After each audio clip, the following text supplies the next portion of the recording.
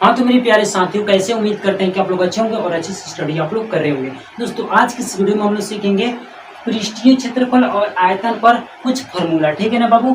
तो देखिए बाबू, सबसे पहले हम लोग लिख देते हैं यहाँ पर फॉर्मूला को। ठीक है ना, एक एक करके समझते हैं। ठीक है ना बाबू। सबसे पहले हम लोग लिखेंगे वर्ग का क्षेत्रफल। सबसे पहले बाबू लिखेंगे आयत का क्षेत्रफल। क्या लिखेंगे? आयत का क्षेत्रफल। आयत का क्षेत्रफल क्या होता है बाबू? आयत का क्षेत्रफल होता है लंबाई गुने चौड़ाई। क्या होता है बाबू? चौड़ाई होता है। ठीक है ना। एल से क्या होता है बाबू? एल से होता है लंबाई, बी से होता है बाबू चौड़ाई, और एच से क्या होता है बाबू? ऊंचाई होता है। ठीक है ना। चलिए यहाँ पर दूसरा नंबर हम लोग जान लेते हैं बाबू, आयत का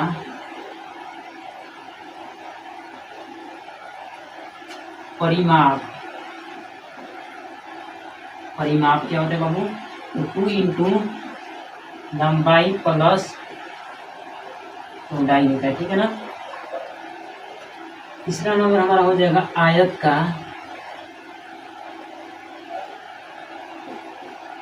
हो जाएगा विकर्ण। रूट अंडर लंबाई का स्क्वायर प्लस चौड़ाई का स्क्वायर। ठीक है ना बाबू। तीसरा नंबर हम सीख लेते हैं बाबू। तीसरा नंबर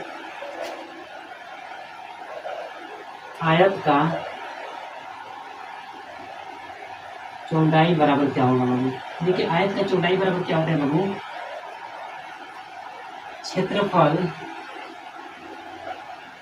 बटा लंबाई हो जाएगा। ठीक है ना बाबू। और पांचवा नंबर हमारा हो जाएगा आयत का लंबाई बराबर क्षेत्रफल बटा चौड़ाई हो जाएगा। चौड़ाई। ठीक है ना।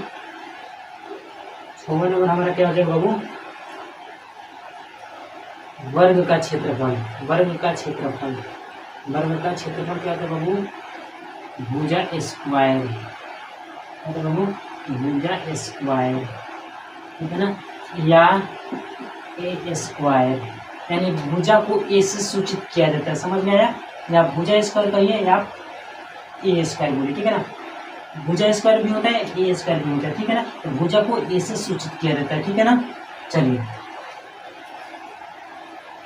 7 नंबर हमारा हो जाएगा वर्ग का परिमाप। वर्ग का परिमाप। ठीक है। कोण गुने एक भुजा। ठीक है। 8 नंबर हमारा क्या हो जाएगा बाबू? 8 नंबर हो जाएगा वर्ग का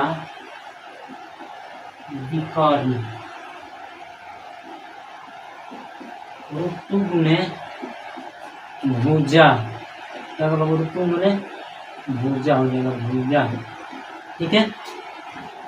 चलिए 9 नंबर हमारा हो जाएगा बाबू। 9 नंबर क्या हो जाएगा बाबू? 9 नंबर हो जाएगा हमारा वृत्त का क्षेत्रफल पाई आर स्क्वायर। इसको क्या बोलते हैं बाबू? पाई बोलते हैं। ठीक है ना। पाई का मान 22/7 होता है। याद रखना कि पाई का मान कितना होता है बाबू? 22/7 होता है। ठीक है ना। यहाँ पर हम लोग लिख देते हैं आर का मतलब होता है बाबू त्रिज्या। का होता है बाबू? त्रिज्या। और पाई का मान होता है, पाई का मान 22/7 होता है। ठीक है ना। डी का मतलब होता है व्यास। क्या होता है बाबू? डी से क्या होता है बाबू? व्यास होता है। व्यास। ठीक है ना। व्यास याद रखना। ठीक है। आर से क्या होता है बाबू? त्रिज्या होता है। पाई का मान 22/7 होता है। डी से क्या होता है बाबू? व्यास होता है। ए से क्या होता है बाबू? भुजा होता है। क्या होता है बाबू? भुजा होता है। एल से होता है बाबू लंब, और बी से होता है चौड़ाई, और एच से होता है ऊंचाई। समझ में आया? चलिए अब यहाँ पर लिखेंगे बाबू 11 नंबर हम लिखेंगे वृत्त का परिधि। परिधि कहो या आप परिमाप को, एक ही होता है। ठीक है ना। वृत्त का परिधि या वृत्त का परिमाप, ठीक है ना, एक ही होता है। ठीक है। यहाँ पर हो जाएगा 2πr हो जाएगा। क्या हो जाएगा बाबू? 2πr।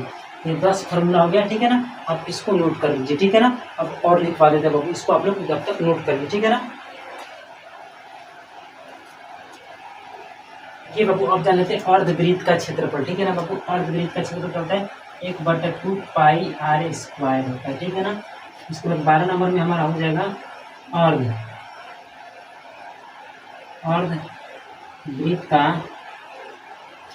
अर्धवृत्त का परिधि। क्या देगा बाबू, अर्धवृत्त का परिधि पाई आर प्लस 2r, ठीक है ना बाबू। इसको हम लोग कॉमन ले लेंगे तो क्या निकलेगा बाबू, आर इंटू पाई प्लस 2, ठीक है ना। पाई आर, ठीक है ना, आर इंटू पाई प्लस 2, ठीक है ना, कॉमन लेने पर, ठीक है ना बाबू, यही निकलेगा, ठीक है। चलिए अब हम लोग लिखेंगे 11 नंबर को, 13 नंबर लिखेंगे बाबू, गोले का वक्र पृष्ठीय क्षेत्रफल। क्या होता है बाबू, गोले का वक्र पृष्ठीय क्षेत्रफल होता है 4 पाई आर स्क्वायर, ठीक है ना। इसके बाद लिखेंगे 14 नंबर में, गोले का आयतन, क्या लिखेंगे बाबू, आयतन होता है 4/3 पाई आर क्यू होता है, ठीक है ना। इसके बाद लिखेंगे हम लोग 15 नंबर अर्धगोला,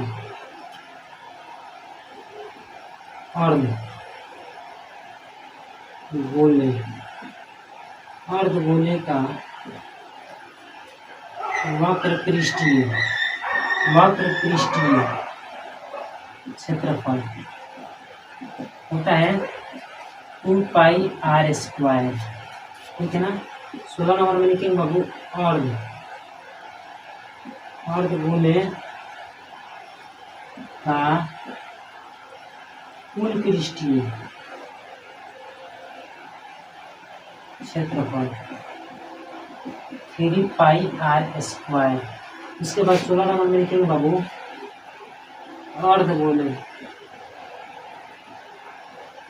अर्धगोले का आयतन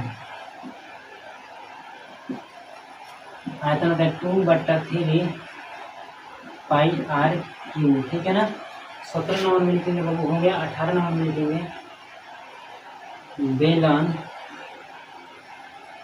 का आयतन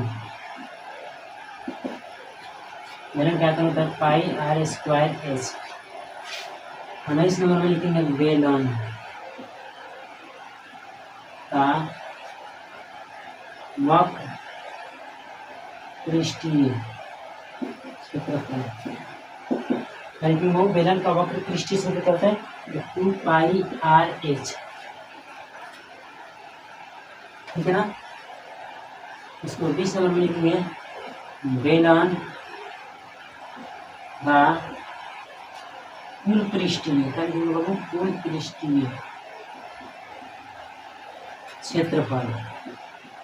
बेलन का कुल पृष्ठीय क्षेत्रफल है 2 pi into R plus H होता है, ठीक है ना। 2 pi into R plus H, ठीक है ना। चलिए इसको भी आप लोग नोट कर लीजिए, ठीक है ना।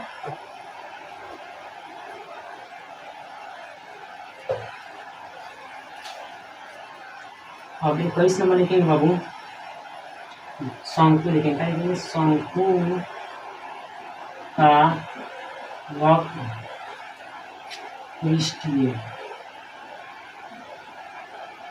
क्षेत्रफल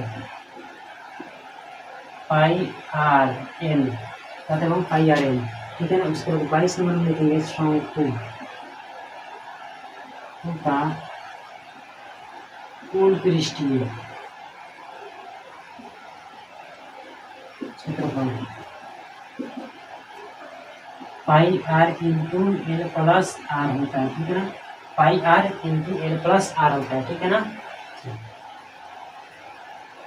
इसके बाद हम लोग 22 नंबर में क्या लिखेंगे बाबू, 23 नंबर में लिखेंगे 23 नंबर में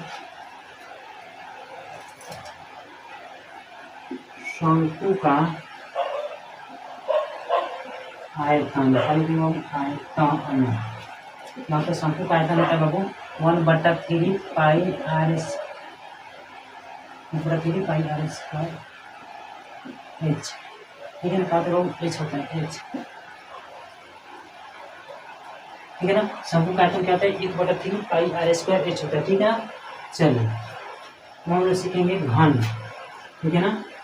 24 नंबर मुझे हमारा घन का पार्श्व पृष्ठीय या वक्र पृष्ठीय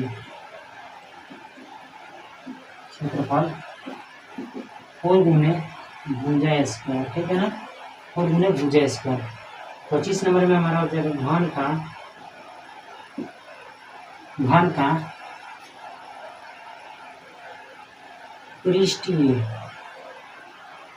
या कुल पृष्ठीय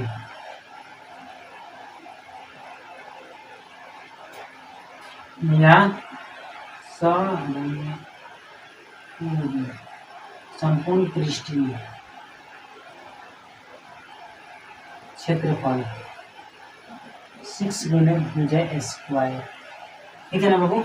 इसके बाद लिखेंगे 26 नंबर घन का आयतन ए क्यू यानी भुजा क्यू। 27 नंबर में लिखेंगे घन का विकर्ण। घन का विकर्ण क्या होता है बाबू? घन का विकर्ण होता है रूट 3 गुने भुजा, क्या होता है बाबू? भुजा या 3 गुने भुजा, ठीक है ना। भुजा को ऐसे सूचित किया जाता है, याद हो जाएगा। चलिए हम लिखेंगे 28 नंबर में घनाभ का कुल पृष्ठीय, ठीक है ना, या संपूर्ण पृष्ठीय से, ठीक है ना। कुल पृष्ठीय या समपूर्ण पृष्ठीय, ठीक है ना। लिखेंगे संपूर्ण पृष्ठीय से, ठीक है ना। क्या होता है 2 into L B plus B H plus H L, ठीक है ना। एल का मतलब होता है लंबाई, बी का मतलब होता है चौड़ाई, बी का मतलब होता है चौड़ाई, एच का मतलब होता है ऊंचाई, एच का मतलब होता है ऊंचाई, एल का मतलब लंबाई, ठीक है ना। एल से लंबाई, बी से चौड़ाई, एच से ऊंचाई, ठीक है ना। अब यहाँ पर 29 नंबर में लिखेंगे बाबू। 29 नंबर में घनाभ का पार्श्व पृष्ठ का क्षेत्रफल, पार्श्व पृष्ठ पृष्ठीय क्षेत्रफल का पार्श्व पृष्ठीय क्षेत्रफल 2h में l प्लस बी, ठीक है ना। 2h into L plus B, ठीक है ना। चलिए अब 30वां नंबर में लिखेंगे बाबू घनाभ का आयतन होता है एल गुने बी गुने एच होता है, ठीक है ना बाबू। 31 नंबर लिखेंगे घनाभ का विकर्ण, यानी घनाभ का विकर्ण रूट अंडर एन के स्क्वायर प्लस बी के स्क्वायर प्लस एच के स्क्वायर, ठीक है ना। यानी यहाँ पर लिखेंगे या रूट अंडर लंबाई का स्क्वायर प्लस चौड़ाई का स्क्वायर प्लस ऊंचाई का स्क्वायर, ठीक है ना। चलिए आई होप आपको ये सारा फॉर्मूला याद हो जाएगा। फिर मिलते हैं बाबू नेक्स्ट वीडियो में नेक्स्ट किसी टॉपिक के साथ। तब तक के लिए थैंक यू, बाय, जय हिंद, जय भारत।